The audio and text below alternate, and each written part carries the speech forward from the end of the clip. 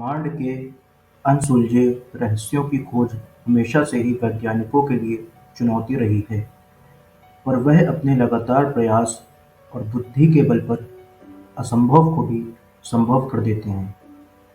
हम सिर्फ इतना जानते हैं कि अंतरिक्ष बहुत बड़ा है और खूबसूरत चांद सितारों से भरा हुआ है, लेकिन हमें यह पता नहीं है कि यह इतना सुंदर और बड़ा कैसे है, जबकि हमें यह पता होना बहुत ज़रूरी है। हमें यह सिर्फ अंतरिक्ष यात्रियों की मदद से ही पता चल सकता है, जिनको हम अंग्रेज़ी में एस्ट्रोनॉट कहते हैं। नील आर्मस्ट्रॉन्ग, जिनका पूरा नाम नील एल्डन आर्मस्ट्रॉन्ग था, उनका जन्म 5 अगस्त 1930 को हुआ। वह एक अमेरिकी खगोल यात्री और चंद्रमा पर कदम रखने वाले पहले व्यक्ति थे। इसके अलावा वे एक एरोस्पेस इंजीनियर, नौसेना अधिकारी, परीक्षण पायलट और प्रोफेसर भी थे। खगोल यात्री यानी कि एस्ट्रोनॉट बनने से पूर्व वे नौसेना में थे। नौसेना में रहते हुए उन्होंने कोरिया युद्ध में भी हिस्सा लिया। आर्मस्ट्रॉन्ग को मुख्यतः अपोलो अभियान के खगोल यात्री के रूप में चंद्रमा पर कदम रखने वाले पहले व्यक्ति के रूप में जाना जाता है। इससे पहले वे जेमिनी अभियान के दौरान भी अंतरिक्ष यात्रा कर चुके थे। उनके अलावा इसमें बज़ एल्ड्रिन, जो चांद पर उतरने वाले दूसरे व्यक्ति बने, और माइकल कॉलिंस, जो चंद्रमा की कक्षा में चक्कर लगाते मुख्य यान में ही बैठे रहे, वे भी इसमें शामिल थे। अपने साथियों के साथ इस उपलब्धि के लिए आर्मस्ट्रॉन्ग को राष्ट्रपति निक्सन के हाथों प्रेसिडेंशियल मेडल ऑफ फ्रीडम से सम्मानित किया गया। Apollo program. अपोलो 11। आर्मस्ट्रॉन्ग ने अपोलो 8 अभियान में कार्य किया था और इसके पश्चात उन्हें अपोलो 11 का कमांडर बनाए जाने का प्रस्ताव 23 दिसंबर 1968 को मिला। योजना के अनुसार आर्मस्ट्रॉन्ग को कमांडर का दायित्व निभाना था। लूनर मॉड्यूल का पायलट बज़ एल्ड्रिन को और कमांड मॉड्यूल का पायलट माइकल कॉलिंस को होना था। मार्च 1969 में हुई एक मीटिंग में यह निर्णय लिया गया कि आर्मस्ट्रॉन्ग चांद पर उतरने वाले पहले व्यक्ति होंगे। अपोलो 11 का लक्ष्य किसी विशिष्ट स्थान पर सटीकता के साथ उतरना नहीं, बल्कि सुरक्षित उतरना था। चांद पर उतरते समय 3 मिनट की समयावकाश के बाद आर्मस्ट्रॉन्ग ने महसूस किया कि उनकी गति योजना से कुछ सेकंड अधिक है। जब आर्मस्ट्रॉन्ग ने यह लक्षित किया कि वे सुरक्षित लैंडिंग के क्षेत्र से बाहर जा रहे हैं, तो उन्होंने लूनर मॉड्यूल का नियंत्रण अपने हाथों में ले लिया और इसे सुरक्षित उतारने की जगह तलाशने का प्रयास किया। Moon walk.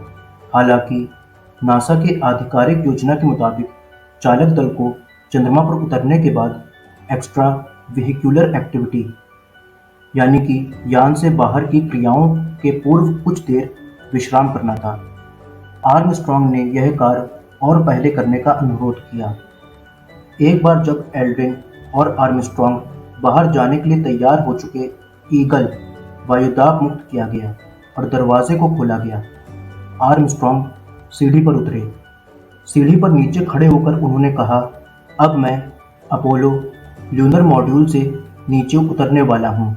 इसके बाद वे मुड़े और अपना बायां पैर चांद की सतह पर 21 जुलाई 1969 को रखा।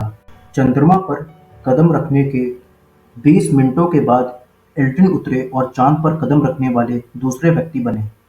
इसके बाद दोनों ने साथ मिलकर चंद्रमा की सतह पर भ्रमण किया। उन्होंने चंद्रमा की ज़मीन पर अमेरिकी झंडा भी गाड़ा। जब आर्मस्ट्रॉन्ग और एल्ड्रिन लूनर मॉड्यूल में वापस लौटे, दरवाज़ा बंद और सील किया गया। कमांड मॉड्यूल कोलंबिया तक पहुंचने के लिए ऊपर उठने की तैयारी के दौरान उन्होंने पाया कि उनके इंजन को चालू करने का स्विच भी टूट चुका है। पेन के एक हिस्से के द्वारा उन्होंने सर्किट ब्रेकर को ठेलकर लॉन्च श्रृंखला शुरू की। इसके बाद लूनर मॉड्यूल ने अपनी उड़ान भरी और कोलंबिया के साथ जुड़ा। तीनों अंतरिक्ष यात्री पृथ्वी पर आए और प्रशांत महासागर में गिरे, जहां जहां से इन्होंने यूएसएस हॉर्नेट नामक जलपोत द्वारा उठाया गया। हृदय की बीमारी के चलते आर्मस्ट्रॉन्ग 7 अगस्त 2012 को बाईपास सर्जरी से गुजरे। रिपोर्ट्स के मुताबिक वे तेजी से ठीक हो रहे थे, लेकिन फिर अचानक कुछ जटिलताएं उत्पन्न हुईं और 25 अगस्त 2012 को सिनसिनाटी, ओहायो में उनका निधन हो गया।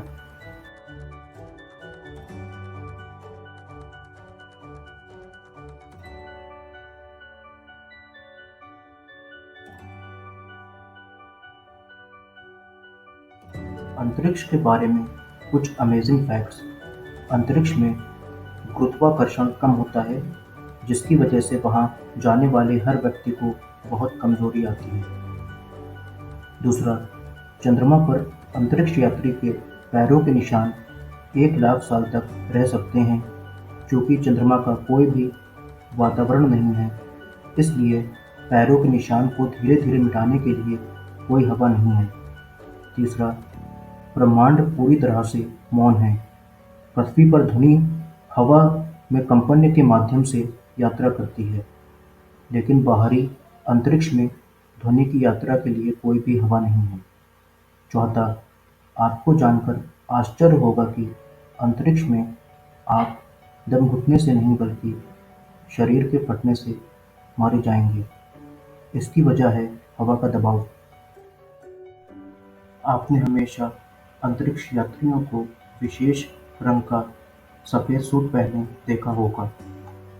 यही कारण है कि वे इस सफ़ेद सूट को पहनते हैं।